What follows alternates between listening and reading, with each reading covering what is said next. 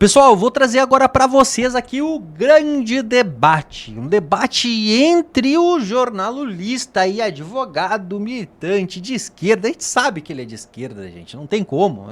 Tá nítido, tá na cara. A gente sabe também que o Caio Coppola é de direita. E o Caio Coppola vai simplesmente acabar com as narrativas aqui da esquerda. Ele vai dar um show aqui para mim, no detalhe, falando sobre o tal golpe aí, sobre a denúncia da GPGR, sobre toda essa questão envolvendo o ex-presidente Bolsonaro, a família Bolsonaro. Então vocês não podem perder. O Caio Coppola vai destruir essas narrativas esquerdistas. Pessoal, sem enrolação nenhuma, já vou botar o vídeo para vocês agora. Já chega deixando o like aqui embaixo, compartilha muito esse vídeo se vocês gostam desse tipo de conteúdo e vem pra tela, porque o Debate em Foco, ele tá no ar. Agora a gente vai ao debate, começando pelo Cardoso, aí na esteira dos acontecimentos, cada dia vem mais. E hoje, o fato da delação não ser mais sigilosa, algo que os advogados tanto queriam, permite que a nós, espectadores, autores da notícia, do noticiário e também espectadores da política e do judiciário, possamos nos debruçar, analisar melhor até exatamente o que a gente fala, o que a gente defende, o que a gente entende sobre os fatos. Na sua avaliação, Cardoso, a delação de Cid tem sustentação para condenar o ex-presidente Jair Bolsonaro? Boa noite. Olá, Basília. Olá, Caio. Acho que a primeira questão que nós devemos analisar para responder essa pergunta é que, de acordo com a jurisprudência, o entendimento dos juristas brasileiros, uma delação premiada isolada não serve para condenar ninguém. A delação premiada é apenas um elemento de prova, um elemento a ser casado com outros que formarão a convicção condenatória. Se os elementos de corroboração não se apresentarem, a delação não terá alcançado nenhum resultado efetivo que pudesse ensejar a condenação. A grande questão que se coloca aqui é que a delação de Cid se harmoniza completamente com todos os fatos que estão colocados. Ou seja, essa delação serviu, inclusive, como um ponto de partida e orientação de investigações que foram se confirmando. E não confirmando por depoimentos apenas, mas por documentos, por textos escritos, por mensagens trocadas. Ou seja, é claro que vai se dizer, porque a única alternativa que se tem para acabar com esse processo, e há, evidentemente, um setor político ideológico incomodado com tudo isso, é tentar dizer que tudo é nulo, que nada disso serve, que foi coagido, etc. Bem, a prova maior que existe da correção daquilo que foi afirmado são as outras provas que se somam à explicação de tudo. Parece claro, portanto, que Cid, embora tenha ensejado um recuo e depois voltou e confirmou e talvez até tenha aprofundado a sua análise, efetivamente não expressou nenhuma situação capaz de negar as verdades dos fatos narrados. Aí alguém pode perguntar, mas por que o Cid então saiu do depoimento, falou outra coisa em gravações, depois voltou? É simples, ele prestou um depoimento e seguramente aquelas pessoas mais ligadas ao seu grupo político começaram a hostilizá-lo, ele tinha medo disso. Então ele começa a se justificar através de mensagens. Olha, eu fui forçado, olha, eu não falei isso. E aí começa a falar um monte de coisas e talvez algum daquelas pessoas que ele mandou mensagens fosse menos amigo dele do que tivesse um sentido de oportunismo político ou até mesmo quisesse prejudicá-lo. Divulgou isto. Quando ele é pego naquilo que efetivamente levaria à queda da delação, ele recua. Porque ele perderia se efetivamente ele dissesse, não, eu não confirmo nada do que eu disse, eu menti aqui, ele perderia os privilégios da delação premiada. Pronto, acabou. Ou seja, nós temos uma situação, portanto, que se entende por que foi esse vai e vem de Cid. Uma pessoa que faz uma delação, ainda mais sendo um militar, e muitos diziam, Cid jamais delatará, porque militares não delatam. Quando ele sai, ele é confrontado por alguns dos seus amigos, alguns colegas de farda, ele tenta dar desculpas. Isso é absolutamente normal. Anormal é a forma que ele fez, a contundência que efetivamente ele colocou, e anormal é o fato de terem divulgado aquilo que ele dizia, os seus, abre aspas, amigos. Resultado. Teve que ser chamado novamente ao inquérito para esclarecer se mentia ou quando falava a verdade. E ele esclareceu. Então, respondendo objetivamente, Basília, fosse só a delação isoladamente, eu diria, não dá para condenar. Mas essa delação se harmoniza com todo um farto conjunto probatório de depoimentos, de mensagens trocadas por WhatsApp, de documentos escritos, de situações, de agendas anotadas. A denúncia é muito robusta. Coppola, Cardoso, investigação da Polícia Federal, denúncia da PGR, julgamento do Supremo Tribunal Federal servem para individualizar, né, o personagem que cada um fez e dar nome às coisas. A investigação, não tem dúvidas, foi uma tentativa de golpe. Mas aí, ouvindo interlocutores de Mauro Cid, portanto, pessoas com as quais ele tem conversado antes e depois da denúncia também, ele afirma, a gente até publicou no site da CNN Brasil, eu nunca atuei por um golpe no país. Mas você não falou de estado de sítio, você não falou que tinha que encontrar uma solução, mas isso não era golpe. Então, será que os fatos aconteceram e estão sendo dados outros nomes que não convergem com o entendimento dos acusados e dos seus defensores?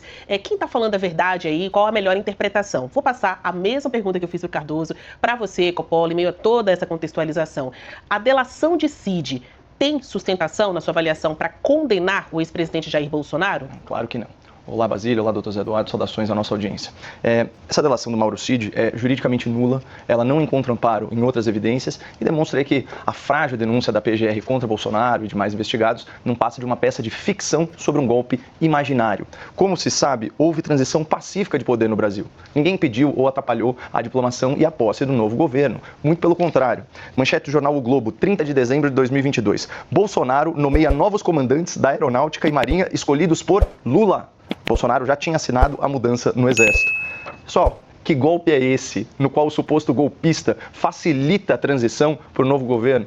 Mas enfim, vamos voltar aqui para a denúncia. É importante pontuar que, depois de anos de investigação, não foi encontrada nenhuma mensagem, nenhuma gravação, nenhum documento que vincule Bolsonaro pessoalmente a qualquer ordem criminosa. O que tem, e sobra isso, são mensagens sobre o Bolsonaro, demonstrando inclusive que o ex-presidente foi muito pressionado a agir de forma mais drástica e que ele resistiu a essa pressão. Eu trago para vocês uma manchete de hoje, da Folha de São Paulo. Bolsonaro aceitou matar Lula, diz PGR, sem comprovar.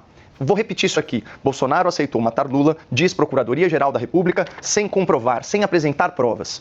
Gonê, o nome do procurador, escreveu que o ex-presidente recebeu e deu aval ao documento que fala nos assassinatos de petista, do Lula, do Moraes e do Alckmin. Bom, enfim, os indícios apresentados pelo procurador para sustentar essa absurda acusação são o local de impressão do documento e uma mensagem de WhatsApp entre terceiros.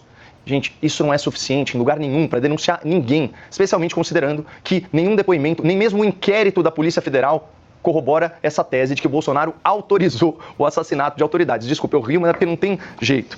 Aliás, o jornalista Cláudio Humberto, na sua coluna, fez um diagnóstico muito preciso das investigações que levaram a essa denúncia. Abro aspas aqui. O uso impressionante de expressões condicionantes revela uma certa insegurança sobre a narrativa oficial. Então, conforme a apuração dele, os termos hipótese ou hipotético aparecem 25 vezes.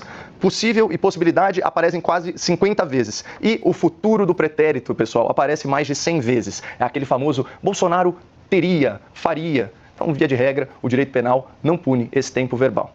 Mas, enfim, na ausência de provas substanciais para corroborar a narrativa de golpe, para incriminar o Bolsonaro e os seus aliados, a PGR construiu essas especulações, esses achismos, totalmente agarrada no depoimento do único delator do caso, o senhor Mauro Cid, antigo ajudante de ordens do ex-presidente Bolsonaro. Então, vamos aos fatos sobre a principal prova que a Polícia Federal, o ministro Alexandre de Moraes e a PGR conseguiram produzir ao longo de anos de investigação abusiva. Primeiro fato, como bem disse o Zé, por lei, a delação premiada por si só não é suficiente para que o tribunal não é nem sentencie, para que ele receba a denúncia, muito menos para ele fundamentar a sua decisão. Tudo o que o Mauro Cid disse precisa ser corroborado por outros meios de prova. E ao contrário do que o jornalismo preguiçoso, o jornalismo militante faz parecer, as conclusões da polícia, as conclusões da procuradoria não constituem prova, elas refletem apenas uma interpretação dos fatos. Nesse caso, uma interpretação impossível dos fatos, como disse a Folha de São Paulo, ao demonstrar que Bolsonaro foi acusado sem provas de apoiar assassinatos. Segundo fato importante, o Mauro Cid foi preso preventivamente e só foi liberado depois de fechar o seu acordo de delação premiada. Vamos ver o que o ministro Gilmar Mendes afirmou em plenário sobre esse tipo de procedimento em 2023, jurisprudência atualíssima do STF. As pessoas só eram soltas, liberadas, depois de confessarem e fazerem acordo. Isso é uma vergonha, coisa de pervertidos. Claramente se tratava de prática de tortura, fecha aspas. E aí, eu fico imaginando se o Gilmar Mendes se referiria ao ministro Alexandre de Moraes como um pervertido ou um torturador, fecha aspas. Especialmente considerando o terceiro e último fato, Basília. O Mauro Cid, como também apontou o Dr. Zé Eduardo, mudou a sua versão dos fatos em múltiplas ocasiões e confidenciou a pessoas próximas que era ameaçado e constrangido para moldar o seu depoimento às narrativas das autoridades investigadoras. Isso veio a público em áudios vazados pela revista Veja. Eu vou ler um trecho de um só aqui. Eles queriam que eu falasse coisa que eu não sei, coisa que não aconteceu. Você pode falar o que quiser, eles não aceitavam, eles discutiam que a minha versão não era a verdadeira, que não podia ter sido assim, que eu estava mentindo. E aí, só para fechar, depois do vazamento desses áudios, o Moraes determinou mais uma vez, sem a devida justificativa, a prisão preventiva de Mauro Cid e o constrangeu a modificar seu depoimento. Tem um registro oficial disso, eu posso ler mais à frente no debate. Então, só para responder a pergunta, se é que já não está claro, essa delação só tem a força que os teóricos do golpe estão dispostos a dar para ela. Sozinha, para o direito, Basília, ela não para de pé. Bom, para um lado é uma denúncia robusta, para o outro é uma denúncia inépita. A gente vai seguindo assim em jogo de interpretações, mas claro, muito fundamentadas aí, porque são duas pessoas com estudo na área, tanto política quanto jurídica, mas a decisão mesmo é da justiça. Cardoso, o sigilo da delação premiada demorou para cair na sua avaliação ou aconteceu no momento adequado após a apresentação da denúncia? Você acha que deveria ter sido antes ou até depois, após o recebimento, né, a confirmação do STF de que a denúncia é apta? Veja, Basília, a liberação do sigilo acontece no momento eu creio que adequado. Por quê? Porque embora ela devesse ser liberada no recebimento da denúncia pela lei, nesse momento torna-se impossível não se colocar na denúncia trechos dela própria e instigar-se uma situação que tem que, obviamente, estar respaldada em elementos probatórios. Então, acho que agiu bem o ministro Alexandre de Moraes ao liberar o sigilo. Mas eu vejo hoje os defensores de Jair Bolsonaro numa saia justa muito grande. E eu falo saia justa lógica, porque estão defendendo dois argumentos radicalmente contrários ao mesmo tempo, como se fosse possível defendê-los. Por exemplo, argumento 1, isto é uma peça de ficção, nada disso é verdade. Argumento 2, Bolsonaro não sabia. Ora, se Bolsonaro não sabia, ele não sabia do quê? De algo que existia. Então não é uma peça de ficção tudo que está lá. São duas teses antagônicas. Ou houve uma tentativa de golpe, de articulação e Bolsonaro não sabia, ou não houve nada. É muito difícil, do ponto de vista jurídico, sustentar essas duas teses ao mesmo tempo, porque elas colidem. No discurso político, me parece claro, olha, isso aqui é uma peça de ficção, hein? Ah, mas o Bolsonaro não sabia de nada. Mas se era uma peça de ficção, ninguém sabia de nada. Ele foi pressionado por quem a tomar posturas mais autoritárias? Eram os articuladores do golpe? Ora, essas contradições que me parecem muito evidentes colocam uma saia justíssima, repito, quem defende que essa denúncia é frágil. Porque é obrigado a trabalhar duas linhas argumentativas diferentes e que se contradizem. Mas eu acho que existe uma situação para você, telespectador, você, telespectadora, que tem dúvida sobre essa questão. Eu peço, não acredite na minha palavra. Não acredite na palavra do Caio. Leia a denúncia. Veja os documentos que lá estão postos. A agenda com anotações do general Heleno, as mensagens que foram trocadas, o plano do assassinato. Leia a denúncia. Não acredite em nada. Acredite nos seus olhos. Eu tenho certeza que as pessoas que lerem de forma despoluída ideologicamente a denúncia chegarão à conclusão de que realmente estamos diante, para concluir, Brasília, daquilo que, na melhor das hipóteses, Bolsonaro, está o indúbio pro societate. Porque a denúncia, ela fala no condicional e no hipotético. Por quê? Porque não houve condenação. Ele é réu, não condenado. Então, a linguagem não é abolida pelo direito penal, ela é correta do ponto de vista daquele que não foi condenado. A denúncia é uma peça inicial. E, na dúvida, o Ministério Público tem que efetivamente denunciar. Se houvesse dúvida, ele teria que denunciar. Só que, nesse caso, as provas são muito fortes, muito consistentes, que, a meu ver, nem precisaríamos utilizar esta velha regra de direito para dizer foi bem ofertada a denúncia. Coppola, para você a mesma pergunta. O sigilo da delação premiada de Cid demorou para cair, como vinham pedindo os advogados, ou para você aconteceu no momento certo? Não, demorou. Inclusive, isso é uma das nulidades que no futuro vai jogar tudo isso por água abaixo e nós vamos, se Deus quiser, varrer essa injustiça do mapa. A jurisprudência recentíssima do STF, inclusive no caso da quebra de sigilo na delação, se não me engano, do Palocci, que obviamente favorecia o senhor Lula da Silva, mostra claramente que o entendimento atual do STF é que o sigilo nas investigações não é um direito absoluto e que, nesse caso, é direito das pessoas mencionadas e, eventualmente, investigadas por uma delação que elas tenham acesso a isso. Então, isso daí está claro, está noticiado, tem os votos dos ministros. Então, isso é mais um exemplo de duplo padrão. Outra coisa, não existe contradição nenhuma em falar que isso é uma peça de ficção jurídica e, ao mesmo tempo, defender, vamos dizer, a inocência do ex-presidente diante das provas que foram apresentadas. E por que isso? Porque uma meia-verdade é uma mentira completa, especialmente para o direito. Então, você consegue costurar toda uma fantasia com contradições, com lacunas, com base em pequenas porções de realidade. Então, sim, de fato, houve uma consulta, a gente sabe disso, né, sobre decretos de garantia de lei e da ordem. Daí a falar que isso é um golpe de Estado, isso é uma ficção. Falar que houve uma tentativa de golpe de Estado, quando o direito penal fala que precisa haver emprego de violência ou grave ameaça, isso também é uma ficção. Vincular manifestantes insatisfeitos com o processo eleitoral no 8 de janeiro a isso também é uma ficção. E só para fechar, Brasília, ao contrário do que disse o doutor Zé Eduardo, eu faço questão que o telespectador acredite na minha palavra. Primeiro, porque eu tenho aí como norte na minha profissão buscar a verdade. Tanto que nunca foi processado por crime contra a honra, nunca foi objeto de direito e resposta. Vocês podem verificar todos os dados que eu trago aqui dando um Google. Então, acreditem em mim. E vou além, não leiam a denúncia. Porque a denúncia não foi feita por um procurador da Justiça imparcial, num esquema judiciário imparcial, que inclusive foi denunciado pela Transparência Internacional no seu relatório sobre corrupção como judiciário de coalizão, uma justiça aparelhada que favorece o governo de turno. Portanto, não é só porque é uma autoridade pública escrevendo algo algo que isso é verdadeiro. Vide as críticas dos petistas, tanto à Polícia Federal quanto ao Ministério Público Federal, no episódio da Lava Jato. Então, não é porque é uma autoridade que ela está mais próxima da verdade dos fatos do que eu ou do que o doutor Zé Eduardo. Então podem confiar no que eu falo sim, porque é meu trabalho é buscar a verdade. Coppola, está feita a delação e já está sendo utilizada por uma investigação, pela Procuradoria-Geral da República, vai a julgamento.